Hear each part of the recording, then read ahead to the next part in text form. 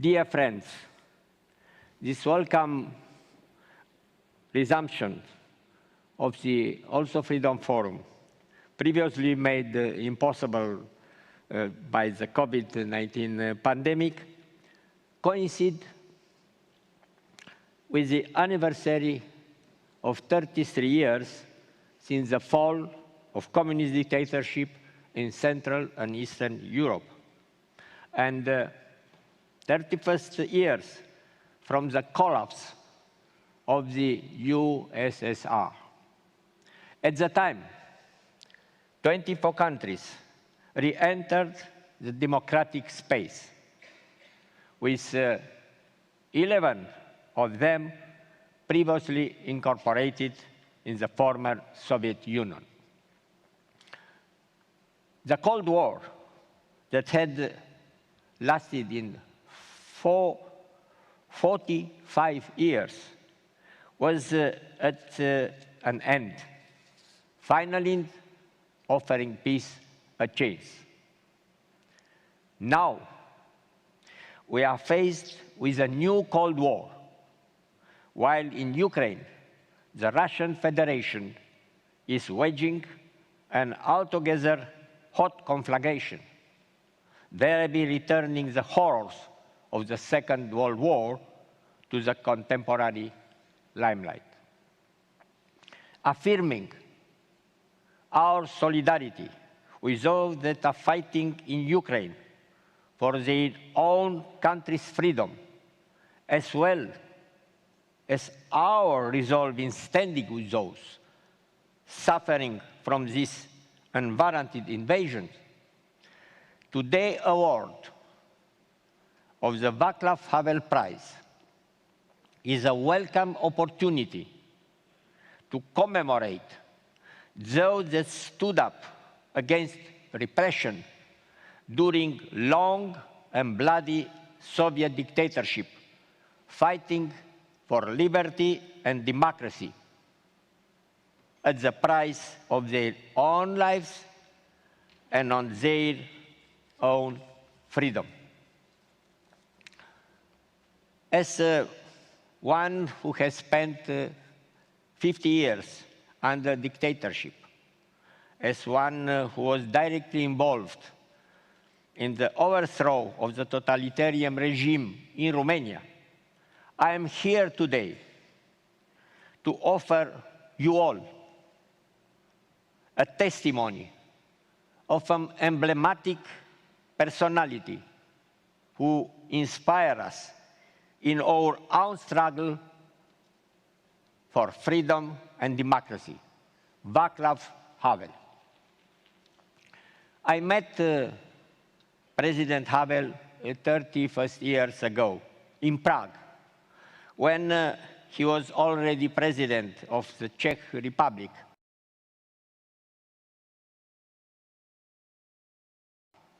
And when I was adapting his ideas to the civic movement I led in Romania. As rector of the University of Bucharest, I had the pleasure of awarding President Havel to the title of Doctor Honoris Causa. We were close collaborators as presidents of our respective countries, and a strong friendship continued to tie us long after, until his untimely demise. Havel was an informal leader of the family of first democratic presidents from Central and Eastern Europe, who hailed from the academic and cultural milieu of their respective countries. Today, his ideas are perhaps more applicable than ever before, both though regarding the power of the powerless and his belief that truth and love will vanquish lies and hate.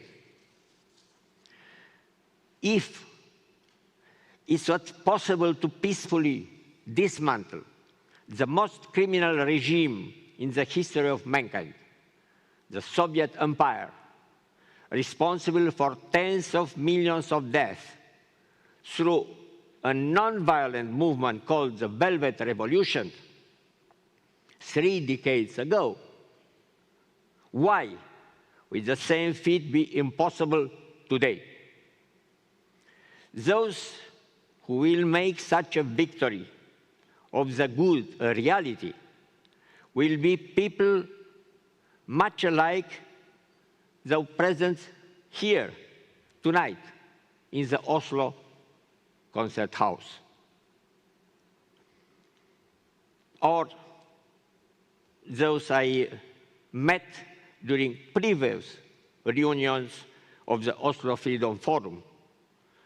Creative and courageous individuals that can mobilize those around them in the struggle against repressive regimes.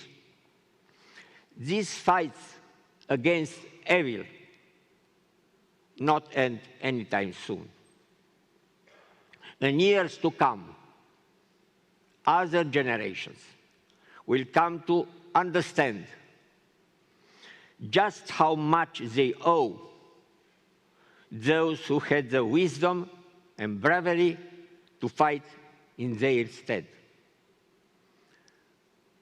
Now, towards my later years, after life during the Second World War as a refugee, then under a criminal dictatorship that succumbed to a popular revolution, followed by a difficult economic transition that bore high social cost. I wish to confess to the depth of the appreciation and respect I feel for you. I am certain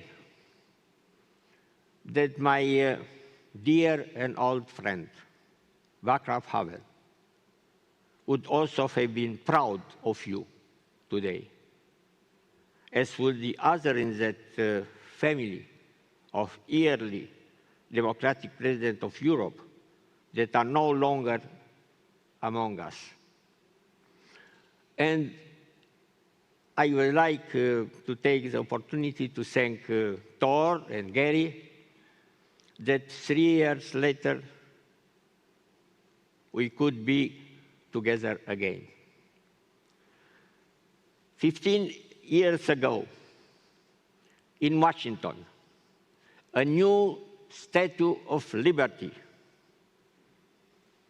was unveiled, a bronze replica of that built out of paper by Chinese students in Tiananmen Square. I attended that dedication as a survivor among the Eastern European presidents that founded the memorials of the victims of communism. I'm glad to be able to offer this symbol as a sign of the Havel Prize for Creative Dissent to Marina Ovsiannikova.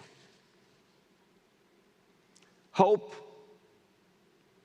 is not the conviction that things will take a turn for the better, but rather the conviction that you are doing makes sense regardless of the turn things take, for better or worse.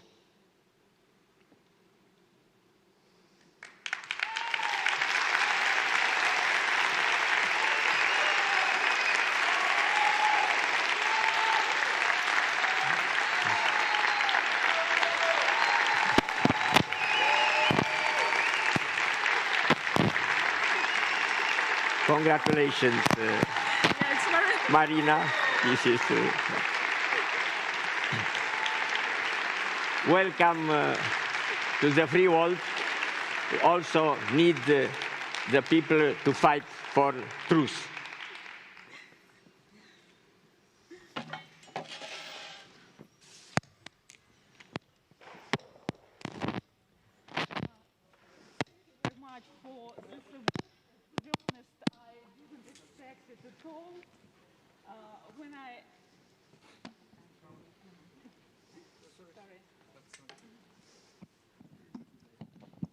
Thank you very much for this award. To be honest, I didn't expect it at all.